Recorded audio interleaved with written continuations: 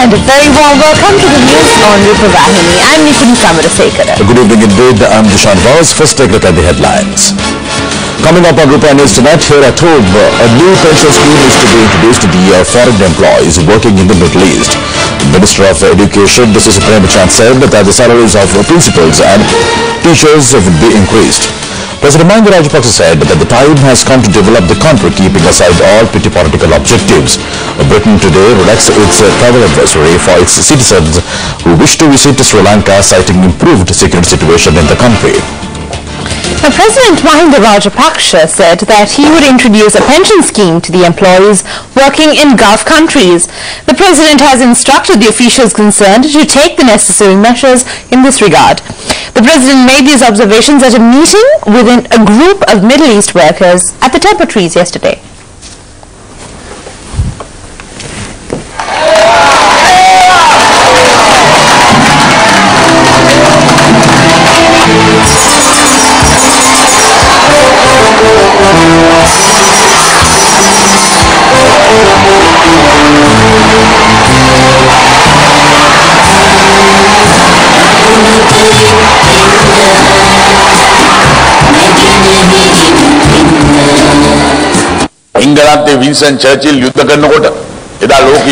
President Mahinda Rajapaksa recalled Winston Churchill, where during the World War, Winston Churchill had said that he had only tears to give the people. However, the President said that he was able to improve the economy while waging war against terrorism. The President said further that the government had identified the needs of the people and provided relief accordingly, and he likened this to the right medicine being administered to patients at the right time to cure a disease.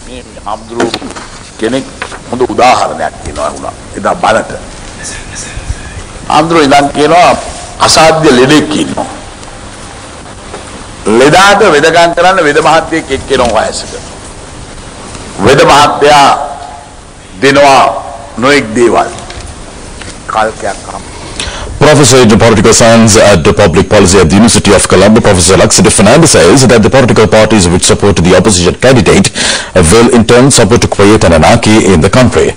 So to discuss and to further elaborate on this issue, we have live with us Professor Lanka Rupavahini. Welcome, Professor. Welcome. Yeah, Professor, first we'd like to know now, this common candidate has been supported by two political parties. One is extreme left and other one is extreme right. How do you see this situation? Well, I think that we are moving to a very decisive elections on the 26th. The opposition has failed to put forward their own candidate, either UNP or JVP.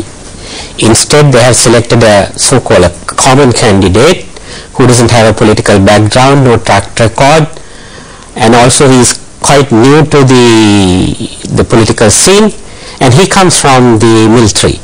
As we know that he was the army commander of this country, army crushed with the support of all armed forces and the government, crushed the LTT in May, and after a few months that he has expressed that he wants to contest for the post of presidency. Now this gives some kind of concern and anxiety among some people because he comes from the military.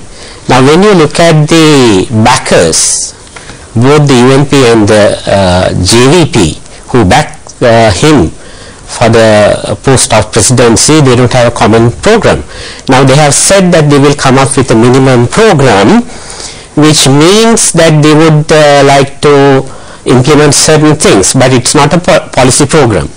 And also, as we know that there have been so many controversies between the UNP and the JVP during the period of this election campaigning. They have been sort of contradicting each other, claiming different things altogether. And also we know the history of these two parties. And Professor Davo, touching on the recent media reports about this common candidate statement to Sunday leader about Defence Secretary Gotabaya Rajapaksa has ordered the 5/8 commander Shavin Silla to shot the surrounding LTT leaders. How do you see this statement as a politician and a presidential candidate, and especially from war tribal point of view? Well, this statement merely shows that on the one hand he is quite inexperienced, and also it's more than that, because the statement which appeared on the Sunday Leader on the 13th of December, it's defamatory. It's defamatory of the persons whom he mentioned in the statement, and also not only General Fonseca but also the Sunday Leader is culpable of this defamation, in my opinion. It's not only a sort of unpatriotic thing that he has done, but he has made an allegation without any base. The allegation has no base, therefore it's defamatory. And also, moreover, as we know that the charges that he had leveled against Mr. Gotabaya Rajapaksa and also former brigadier and present commander, Major General Shavendra Silva, those are completely baseless, and also those are amounts to what you call the war crimes.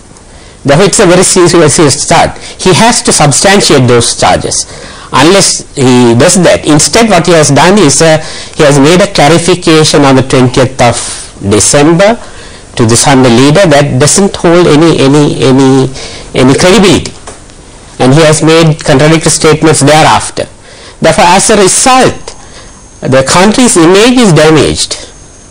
Therefore, that's why people claim that it's a unpatriotic thing for him to do. It's more than that, because he should understand that as a responsible officer in the military, the commander of the military, whatever he says would be liable for any charges, not only against others but for him.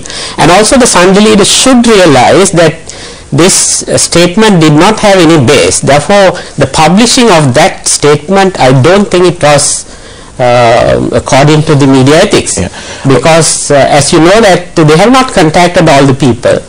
The editor has contacted Mr. Basil Rajapaksa, and he has denied that there had been any contact by the Norwegians towards this what he called the surrendering effort. Therefore, the whole story is baseless.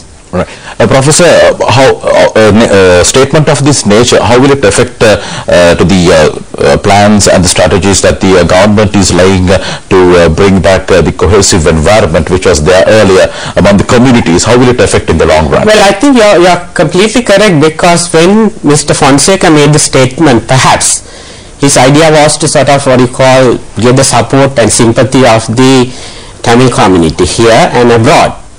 And also, I think that's the purpose of the Sunday Leader as well.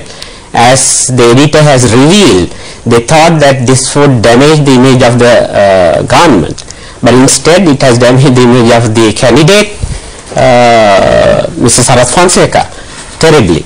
And also, for example, this has given, what he has done is that he has exhumed the whole story, because after May, as we know, for example, there were efforts to level charges against Sri Lanka on war crimes, but that did not work very well.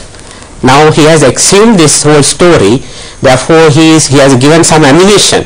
Now, it's not a sort of a possibility, but at the moment there are certain sections, basically the former LTT sections in the diaspora, that they are using this statement against Sri Lanka. Yeah, thank you very much, Professor. That was Professor Laksri Fernand talking to us exclusively to Channel I on the issues regarding the present political situation and the statements made by the common candidate of the opposition. Meanwhile, Britain today relaxed its trial advisory for its citizens who wish to visit Sri Lanka, citing improved security situation in the country. Commenting on the situation, British High Commissioner Dr. Peter Hayes said that the UK government no longer discourages travellers from visiting any part of the eastern province or Jaffna Peninsula due to the improving security situation. He further noted that the UK government encouraged Britons planning to travel around Sri Lanka to read their full trial advice. British tourists wishing to travel to Jaffna should note that the UK advises travelling to Jaffna only by approved routes, he said. Currently, these include the road trial on the A9